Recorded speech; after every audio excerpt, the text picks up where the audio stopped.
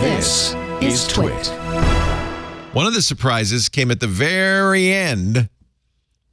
Apple said, we shot this whole thing on iPhone. That's a nice flex. They actually have released now, we put out a press release with a video of behind the scenes, and we have some stills from behind the scenes, and I was hoping, Alex, you can explain what they're doing. First of all, big old jib there and a dolly. That's not a jib. Oh, that's a crane. That's a techno crane. That is a much more expensive version of a jib. Like jib, a jib like of that size is, like a $20,000 arm. It's not a big deal. A techno crane, that's like a $250,000 techno crane. Like that is a expensive, very expensive technical arm. It's really cool. That's all I'm saying. And it looks like it might extend out to be even as high as the Apple campus. It probably doesn't go that far, but it's probably it could probably expand out to 40 feet at least, 40 to 50 feet. And it's a and what you saw, by the way, to go back to the jib there. So, or the and then there's a dolly on the left, right? Well, also notice the teleprompter so the iPhone is in a teleprompter that he's reading. There. Right. And then you have these big, those are probably airy sources that are there. So there is and they didn't show it, but another part of the video shows there's a big softbox above him too that's not in the shot right now. And so they shot this almost day for night. I mean, they did. It looks like they did shoot at night, but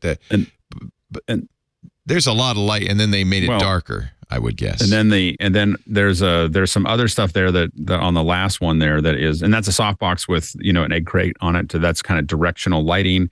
What we saw in the last image there was there's also hidden there as a Teradek Ranger that's sitting over like a little. Oh, and they made a big deal about that. Yes, now that you can record via the USB-C port to an external drive.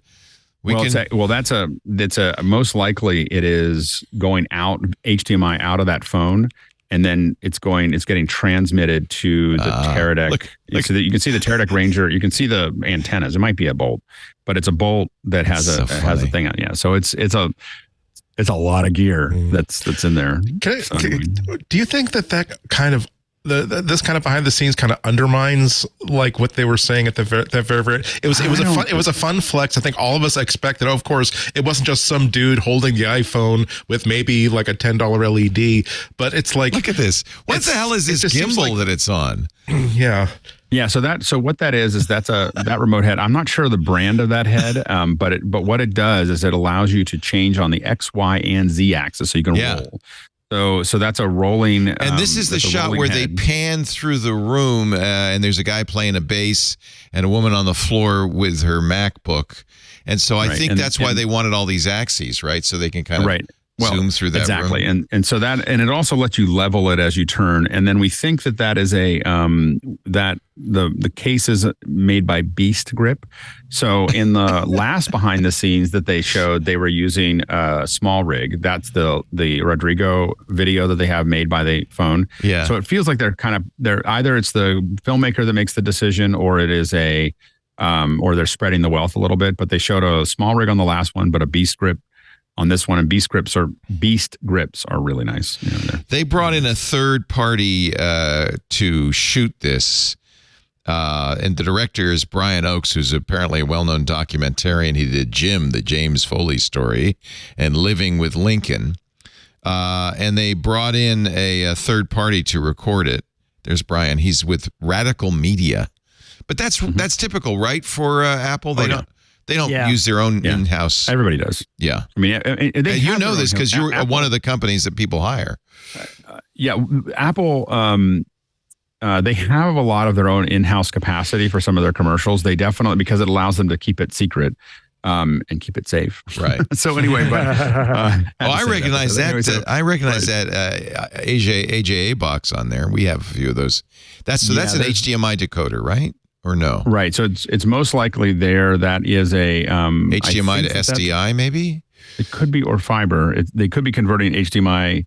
See, I can't quite make out. If you go, that looks like blurry. A high five. Yeah. It could be fiber as well. So they could be converting from HDMI to SDI and then SDI to fiber, so they can see it somewhere else. I can't quite. Yeah, because they had a bunch of taps, not just that tap on the camera, but for the producers, they had big screen taps. So right, they have to be able to see it somewhere, and so that's what they would probably do is send out because now you have the USB-C to HDMI. So you do USB-C to HDMI, and then you're able. And here's the crazy thing is you can go USB-C to a breakout so that you get the HDMI out of it, but you also go to the drive, so you can record to the drive. And I thought what's amazing is to get the full quality out of the phone now. Like when you turn your phone all the way up now, it goes, hey, you need an external drive to even to go 4K 60. You need an external drive connected. It's required on the phone to get that frame rate.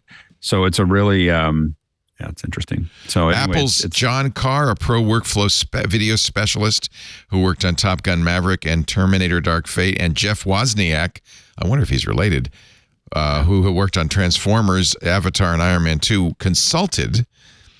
It must have been fun to work on that team to get all of this attention.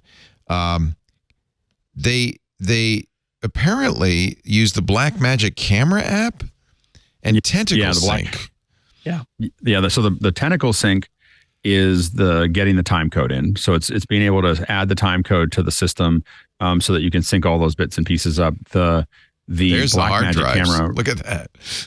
Yeah, right now the Blackmagic camera app is the state of the art as far as how do you squeeze the most out of the phone. You have all the controls. That's what we're seeing there, right there. Yeah. So the one thing that I have to admit, even I looked at and was like, what? Like everything was kind of like, so this is, this actually looks like, so the fact that he was using so they were using the follow focus here. That's what you see, that wheel is a follow focus. And he's turning it. If you just kind of go through that a little bit, he's turning it and it's changing the focus. These are stills. We don't have. We can't play the video. Apple will take us down. Right. So anyway, when you watch that in the behind the scenes, he's turning that and it's changing the focus on the phone. So he's using a follow focus on the phone, and even for and I think what's happening there is that the Blackmagic app may be actually able to see the Blackmagic follow focus because there's a Blackmagic piece of hardware. I can't quite make out that control, but that was the one moment. The rest of this was all like, I understand. And then when they showed the follow focus, I was like, what? Like, what is going on there? And so they're actually doing that. The follow, that's a major flex in my opinion. And that does look like, this is so subtle. None of us noticed that, but of course somebody who's doing the rest of it was like you're putting a camera like the rest of it I was kind of like you're putting a camera on a jib on a techno crane, and you've got a head and you've got a thing, and those are all things we know. The idea that you could use the follow focus on the phone was like really like whoa. That kind of blew me away. The other flex was they shot this at night and it's dark, and typically a phone is not good in low light. I wondered whether the whole reason they shot it at night was specifically to show off the fact that they're able to shoot in the dark. Yeah. I think that the black. Although again, I suspect, this shot you can see it's much lighter. I suspect they kind of shot day for night for a lot of this. That you shoot it much brighter. They were using. I don't know. It's so dark. I don't even know what I'm seeing here. So I don't know how bright it was. We will never know. They could easily have shot it with a full bright and then just dimmed it, right? You want to get as much light as possible to that sensor. I think that they were. Oh, and by the way, I did finally identify that. That is the head that they're using, the big one with the rotating head there. Is an M7 EVO or EVO. That's made by Chapman, and that's that head there. I finally saw like a little thing on it. I was like, I know what that is. That's Chapman. So Chapman. So anyway, so MV7 EVO is what they're using there. I think that a lot of it they were showing off that they could shoot. Now the subjects were lit extremely well. You saw.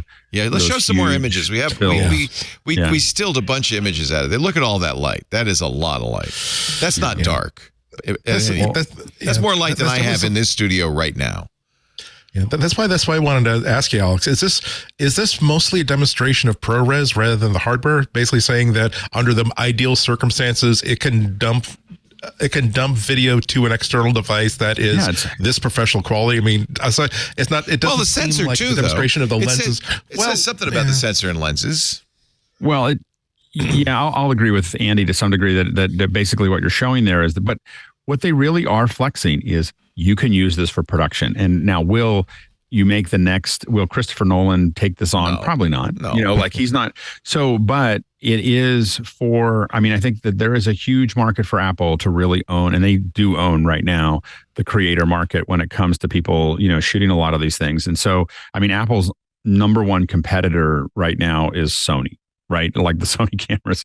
And so when it comes to creators. And so the thing is them showing how far they can push this, and the fact that you can shoot log, and there's a lot of cameras out there for creators that you can't shoot log on, and so they also mention Aces in the press release, saying they're the only smartphone to support the Academy color encoding and system. That's not a minor thing, and it takes an enormous amount of work to become, to get into that Aces system. And so that's for color, right?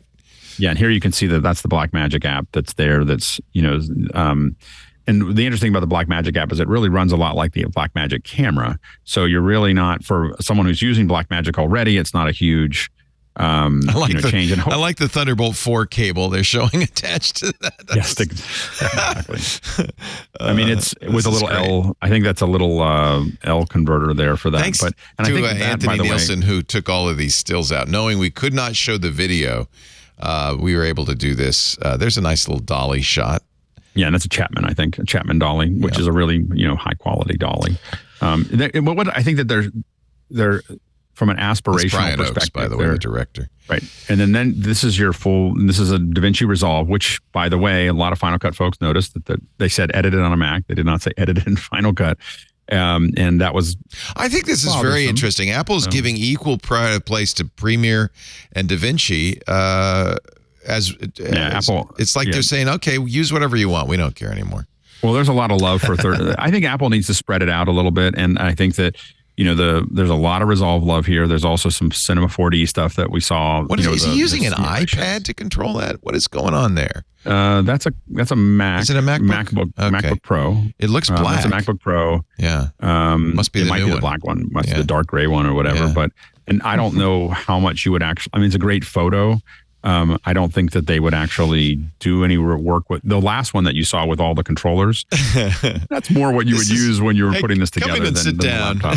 Yeah, he's looking. It's like for reference. Camera. For reference, I'm going to look here and see where that thing is on my actual thing that's over there. Yeah, exactly.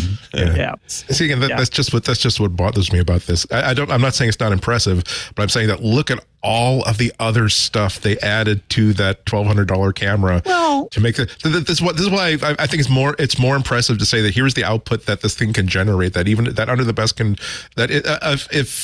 this is what it's capable of. You will not have the resources to do a shoot of this level. However, that the limitations of the video that this thing can record for your project, be it a creator content thing, or whether you're actually just using this as a B camera on like an indie shoot, this is the best that you can get, and the best is not limited by what you'll be able to do with this camera. Right. The idea here is that you could throw all this money at it, but still have an iPhone at the center of it, and it'll look great. And now you don't have that money, but it does. Like the iPhone's not going to be your problem, I think, is kind of the message here, right? It is now as capable as, I know it's not as capable as some other hardware, but it's basically as capable as you want it, because we even used it. It's great marketing, right? Because in the end, a very small number of people are going to use it for this, but it does send the message to other people that if you buy an iPhone Pro, that camera is that good, and it makes you feel like the message. Like I feel as though the message is not to people who are considering buying like an $18,000 red camera.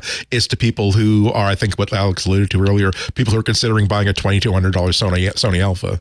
Well, and it also means that you end up with a lot of film people buying iPhone 15 Maxes because they know that they can do pickup shots with it. Like they're like, well, I can intercut this with other things if I wanted to. Yeah. We have to remember that the Creator, which that came out, was all shot on an FX3.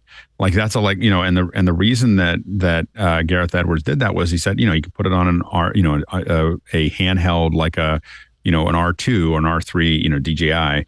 And so these are, being able to shoot lightweight, you can see how people might use this for some of the scenes, because they can go to places like in my day, it used to matter that you would want to use the same make of camera for all of the shots because it's very hard to match otherwise. Does that matter anymore thanks to ACES? Well, the ACES is a big piece of getting those all in the same ballpark. Okay. They're still all going to have slightly different. Now, intercutting between two cameras in the same scene, complicated. Yeah. But it's not unusual to change camera systems when you are going to a different scene. Yeah, if you went from a tight shot of Tim Cook to a drone shot, it's okay if those are different cameras.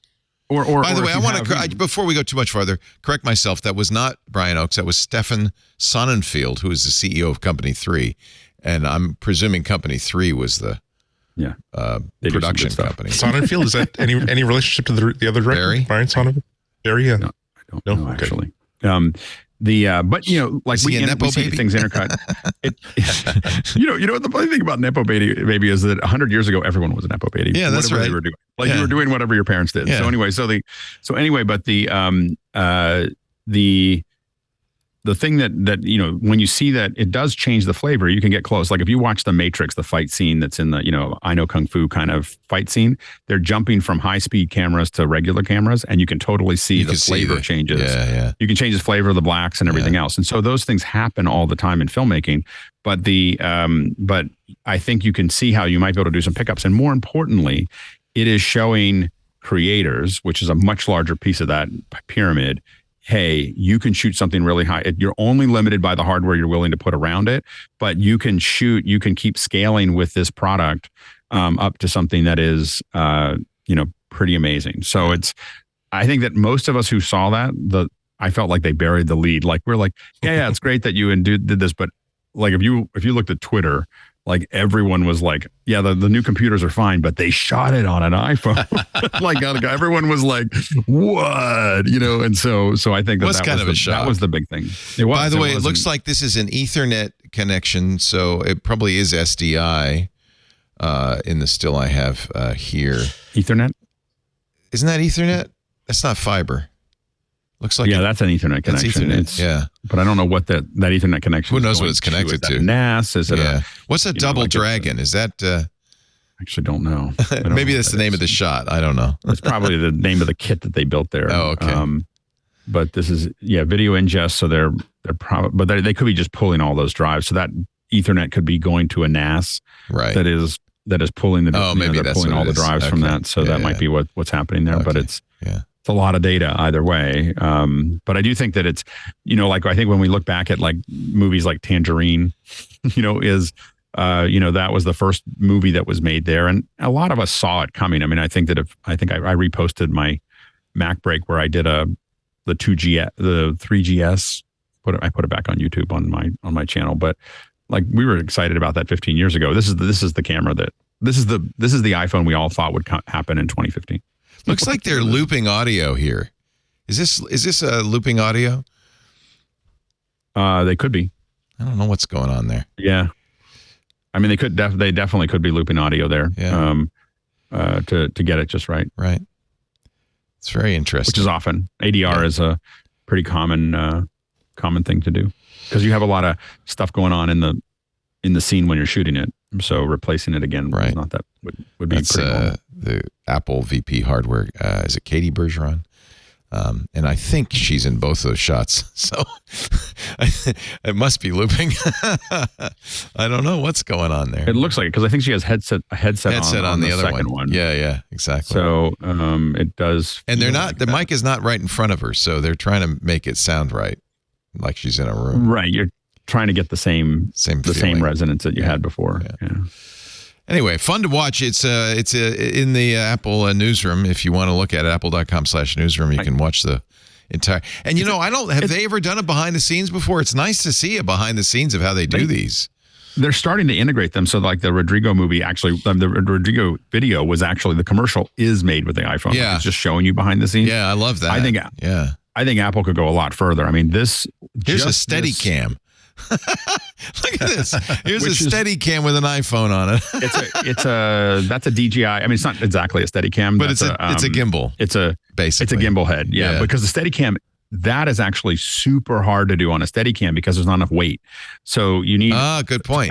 to balance the weight. Yeah. And Steadicam operators have all these counterweights sticking off of them. I got my brother's a Steadicam operator, and we put a little Blackmagic production studio, like the little tiny one. And he fell over in his face. It was so hard for him to balance that camera.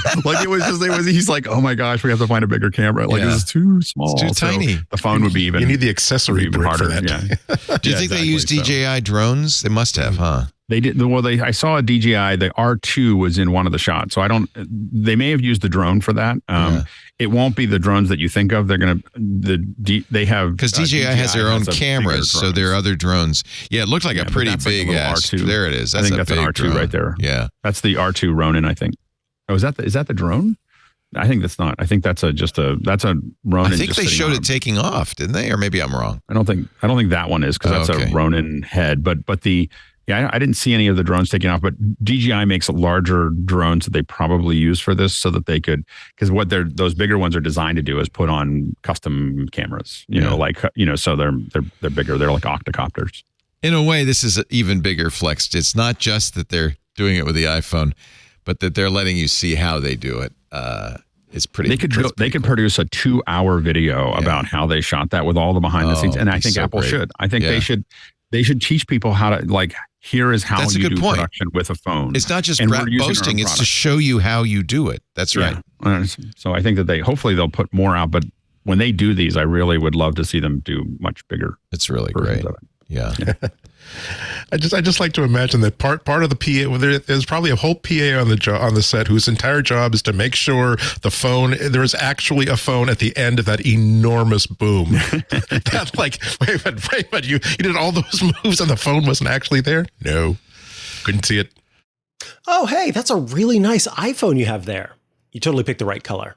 Hey, since you do use an iPhone and maybe use an iPad or an Apple Watch or an Apple TV, well, you should check out iOS Today. It's a show that I, Micah Sargent, and my co-host Rosemary Orchard host every Tuesday right here on the TWiT network. It covers all things iOS, tvOS, HomePodOS, watchOS, iPadOS. It's all the OSs that Apple has on offer, and we love to give you tips and tricks about making the most of those devices, checking out great apps and services, and answering your tech questions. I hope you check it out.